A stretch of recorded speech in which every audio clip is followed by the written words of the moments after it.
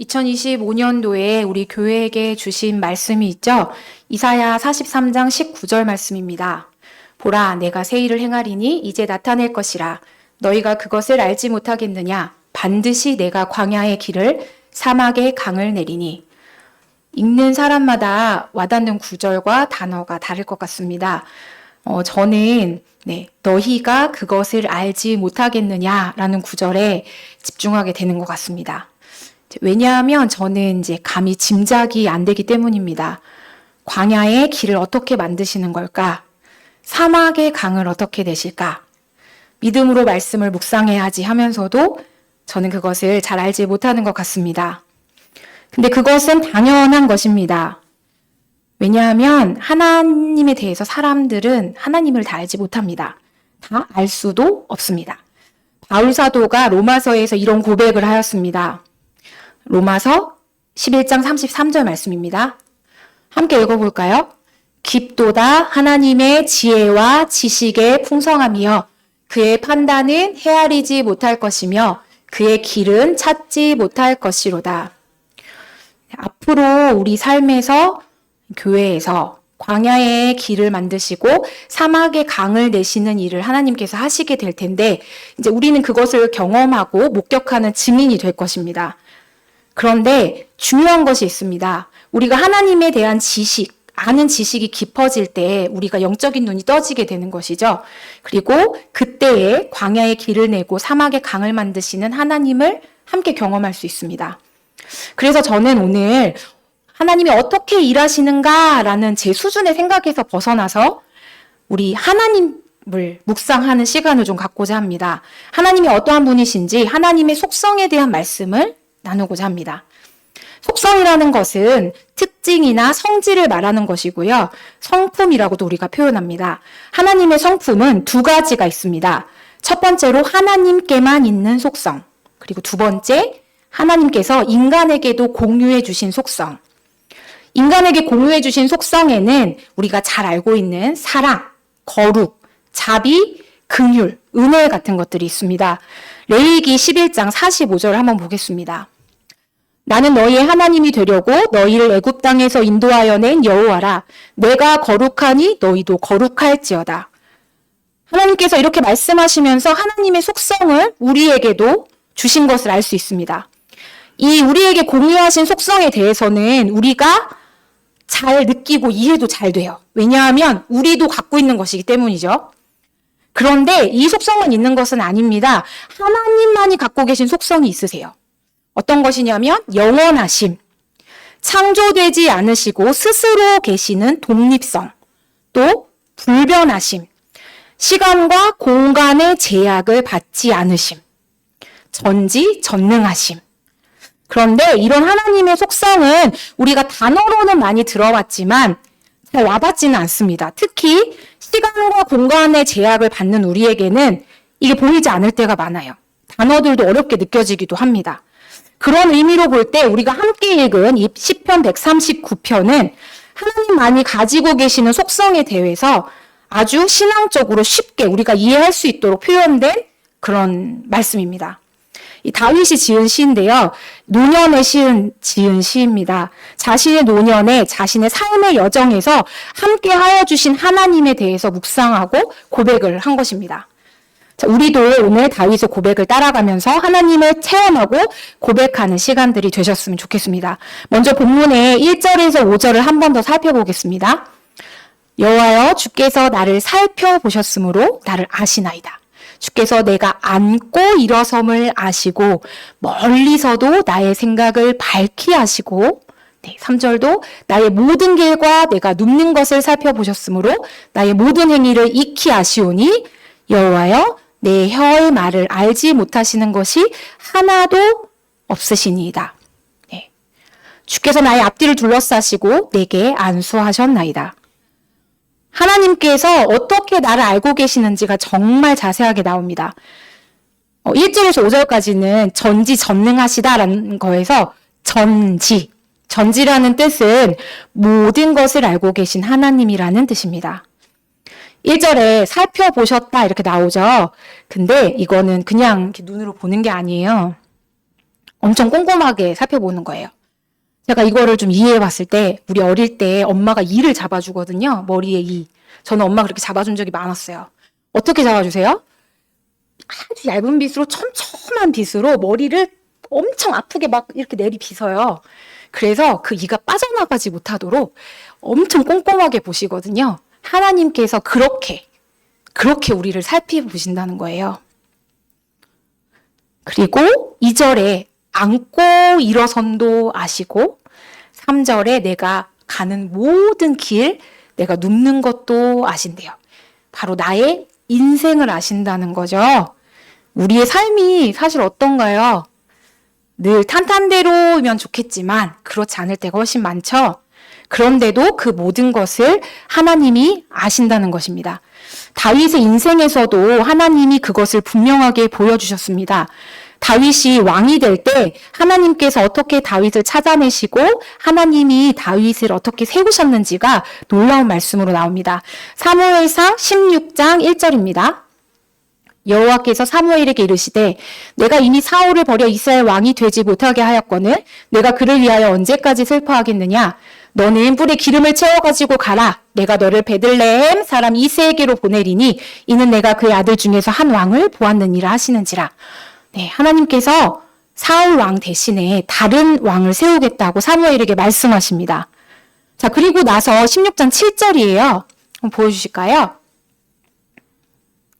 여호와께서 사무엘에게 이르시되 그 용모와 신장을 보지 말라. 내가 이미 그를 버렸노라. 나의 보는 것은 사람과 같지 아니하니 사람은 외모를 보거니와 나 여호와는 중심을 보느니라. 이새에게 갔을 때 이새에게는 7명의 아들이 있었습니다. 제일 잘생기고 멋져 보이는 아들이 등장했을 때 사무엘이 하나님 이 아들입니까? 이 사람이 왕입니까? 하나님께서 이렇게 말씀하시는 거죠. 아니야. 외모를 보지 마. 나는 중심을 본다. 보지도 않은 하나님께서 계속 아니라고 하세요. 첫 번째, 두 번째, 세 번째, 네 번째 아들들이 계속 나오는데 하나님이 아니라고 하십니다.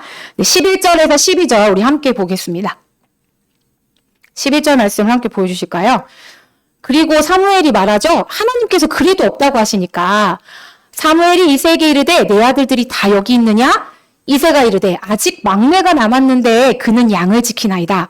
사무엘이 이새에게 이르되 사람을 보내어 그를 데려오라. 그가 여기 오기까지는 우리가 식사 자리에 앉지 아니하겠노라. 사무엘이 뭔가 눈치를 챈 것 같아요. 그리고 나서 이에 사람을 보내어 그를 데려오매 그의 빛이 붉고 눈이 빼어나고 얼굴이 아름답더라. 여호와께서 이르시되 이가 그니 일어나 기름을 부으라 하시는지라. 바로 이 사람이 다윗입니다. 다윗이 없었음에도 불구하고 하나님은 모든 걸 알고 계셨기 때문에 다윗을 데려오라고 하시는 거예요. 다윗에게 이런 인생만 있었던 건 아니죠. 다윗은 자신의 인생에서 감당하기 어려웠던 아주 많은 순간들도 있었습니다. 자신의 충성스러운 부하였던 우리아의 아내를 임신시키고 그 우리아를 전쟁에서 죽도록 하는 죄를 지었습니다. 완벽한 범죄라고 꾸며서 계획해서 한 그 범죄에서 다윗은 자유로울 수 없었습니다. 나단 선지자가 찾아와서 책망하자 다윗이 통곡하면서 회개를 하게 되죠. 다윗의 모든 상황 속에서 CCTV처럼 함께 하시는 하나님을 경험한 다윗은 4절 말씀, 본문 4절 말씀 한 번 더 보여주실까요?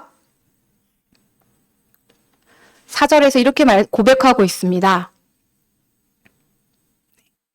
혀의 말, 하나님께서 여호와여 내 혀의 말을 알지 못하시는 것이 하나도 없으시니이다. 혀의 말이라는 것은요, 원어에는 이렇게 해석한다고 합니다. 혀의 말이 있기도 전에, 그러니까 내가 말을 하기도 전에, 내 말이 떼기도 전에 나의 생각도 하나님께서 알고 계시다는 거죠. 그래서 5절에는 이렇게 고백합니다. 주께서 나의 앞뒤를 둘러싸시고 내게 안수하셨나이다.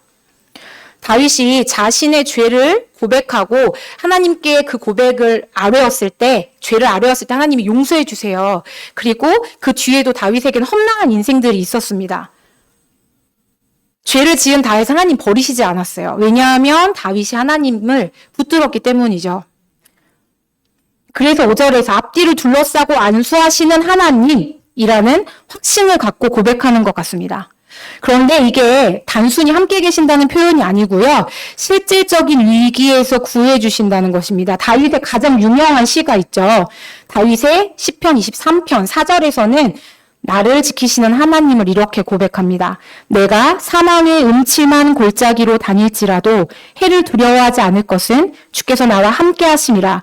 주의 지팡이와 집 학교밖에 몰랐는데 숙식 제공도 되고 월급도 주는 거 맞냐 이러고 싶다 이렇게 하니까 그 여자 사장님이었는데요. 저한테 몇 살이냐고 물어보더라고요. 제가 20살이라고 하니까 저보고 학생 다시 이런 데 전화하지 마 이러면서 지금 전화하는 곳은 생각하는 것처럼 좋은 곳이 아니니까 이렇게 이러이러하게 적혀 있는 곳 이러이러한 곳은 전화하면 안 돼. 가서 공부해. 당부하면서 끊었어요. 사실 그때 상황에서 제가 정말 막막하고 그냥 저 자신을 포기하고 싶었던 순간이었기 때문에 그분이 아니었으면 저는 어떻게 됐을까. 그냥 그런 곳에서 일했을 것 같거든요. 네, 끔찍하죠. 그런데 하나님이 저의 모든 걸 아셨기 때문에 그런 상황에서도 네, 저를 건져주시더라고요. 아무도 그 사람이 저를 알았겠어요? 네. 근데 다윗도 마찬가지입니다.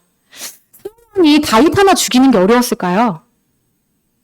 네, 그렇지 않았을 것 같아요. 하지만 하나님께서는 다윗을 지키셨고 다윗은 자신의 삶에서 이것들을 너무 잘 알고 있었어요.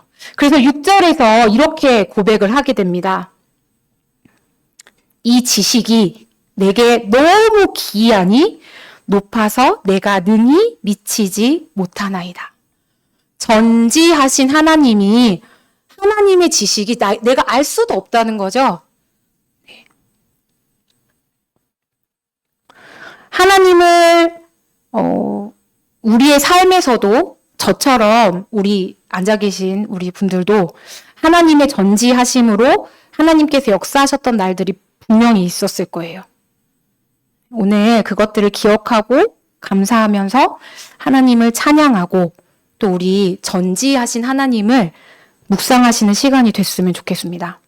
또 우리는 다윗과 같이 나의 모든 것을 알고 계시는 하나님을 알고 믿어야 해요. 하나님을 아는 열심을 가지고 예수님을 쫓는 삶을 위한 우리의 믿음이 성장할 때 우리 교회가 받은 이번 연도 말씀처럼 광야의 길을 내고 사막의 강을 내는 하나님을 경험할 수 있으리라고 믿습니다. 네, 다윗은 7절에서 12절까지 또 고백합니다. 조금 다른 하나님의 속성을 고백해요. 어떤 것이냐면요. 좀 어려운 단어인데요. 편재성이라고 하더라고요. 저도 이 단어를 찾아보면서 이게 무슨 뜻인가 했더니 네, 어느 곳에나 계시는 하나님을 고백하고 있습니다. 구약의 많은 사람들이 이런 하나님을 경험했어요. 우리 성도님들도 여기 앉아 계신 분들도 성경을 읽으시면서 와 하나님이 정말 동해 번쩍 서해 번쩍 하시는구나 어느 곳에나 찾아가십니다. 예레미야 23장 24절 말씀입니다. 나 여호와가 말하느라 네, 여호와의 말씀이니라 사람이 내게 보이지 아니하려고 누가 자신을 은밀한 곳에 숨길 수 있겠느냐. 여호와가 말하노라 나는 천지에 충만하지 아니하냐. 아멘. 네. 동시에 모든 것에 존재하세요. 시간과 공간의 제약을 받지 않으세요. 하나님께서는 내가 하늘에 올라가도 수월에 내려가도 내가 바다 끝에 거해도 주의 손으로 나를 붙드시고 나를 인도하신다는 말씀이에요.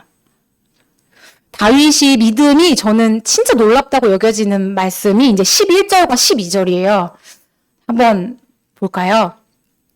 11절에 내가 혹시 말하기를 흑암이 반드시 나를 덮고 나를 두른 빛은 밤이 되리라 할지라도 주에게서는 흑암이 숨기지 못하며 밤이 낮과 같이 비추이나니 주에게는 흑암과 빛이 같음이니이다. 네.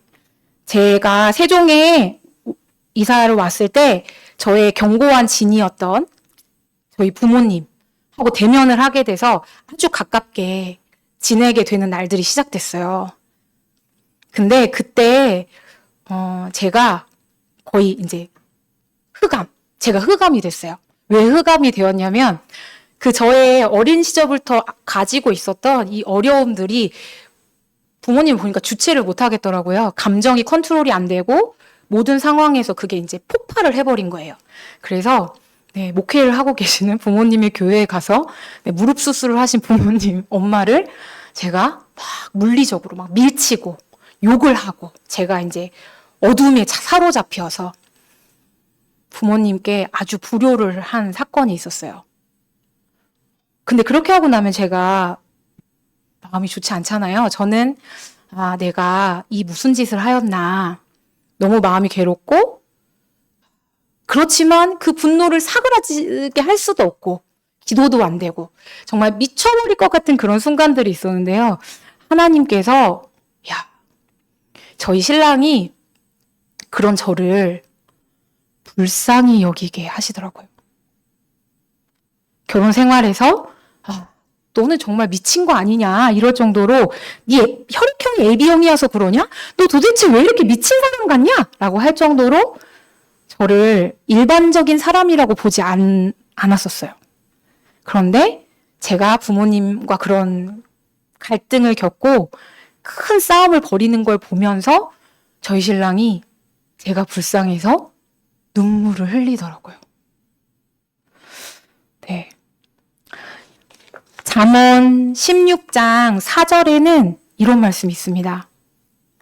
여호와께서 온갖 것을 그 쓰임에 적당하게 지으셨나니 악인도 악한 날에 적당하게 하셨느니라. 그때 저는 악인이 된 거죠. 근데 그게 필요했던 것 같아요. 왜냐하면 그 사건 이후로 부모님도 부모님의 자신의 어떤 지난 날들, 부모 자녀 간의 관계가 사실은 굉장히 어려운 그 시간들이 지나고 나서야 조금 풀어졌거든요. 6절의 말씀처럼 인자와 진리로 인하여 죄악이 속하게 되었고 여호와를 경외함으로 말미암아 악에서 떠나게 되느니라. 언제 어느 곳에서나 계시는 하나님께서 제가 그렇게 욕지거리를 하는 그 순간에도 계셨던 것 같아요. 저는 하나님을 경외하는 것을 멈추지 않았고요. 그 사건 이후로 신랑이 저를 불쌍히 여기니 어떻게 되겠어요? 가정이 조금 화평하게 되겠죠. 부모님과의 관계도 제가 그렇게 하고 나니까 제 속이 다 비워지고 나니까 부모님을 이해할 수 있는 마음들을 하나님 주시더라고요. 그래서 주님께는 흑암을 숨기지 못하고 밤과 낮이 같이 비추이며 주에게는 흑암과 빛이 같다고 오늘 다윗의 고백처럼 저도 동일하게 느끼는 것 같습니다. 주님 앞에서는 어둠도 어둠이 아닙니다. 다시 깜깜한 어둠처럼 느껴지는 순간들이 많았지만 주님 앞에서 결코 어둠이 저를 삼킬 수 없다는 것을 저도 고백하고 있습니다. 하나님 앞에서는요, 바로도 도구로 쓰입니다. 어려움도 하나님께서 주관하신다는 것 우리는 잊지 말아야 합니다.